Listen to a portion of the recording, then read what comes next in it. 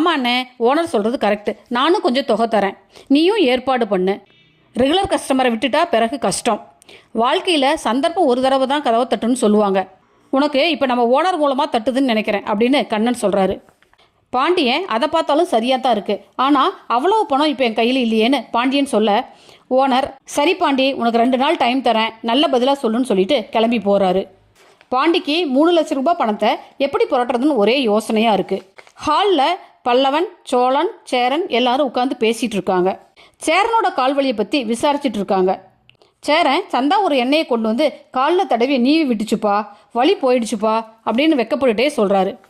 சந்தா கையை வச்ச உடனே வலி போயிடுச்சு, இட்ஸ் கான், அப்படித்தான் என்ன அப்படின்னு சோழன் சேரனை கலாய்க்கிறாரு. டேய் போங்கடா, உங்களுக்கு வேறு வேலையே இல்லையா அப்படின்னு சொல்லிட்டு சேரன் எந்திரிச்சு உள்ளே போகிறாரு. பல்லவன் தன்னோட காலேஜில் நடந்த கல்ச்சுரல் ப்ரோக்ராம் பற்றி சோழன்ட்டு சொல்லிட்டு இருக்கான். ஏண்டா நீயும் கலந்துக்க வேண்டியதானே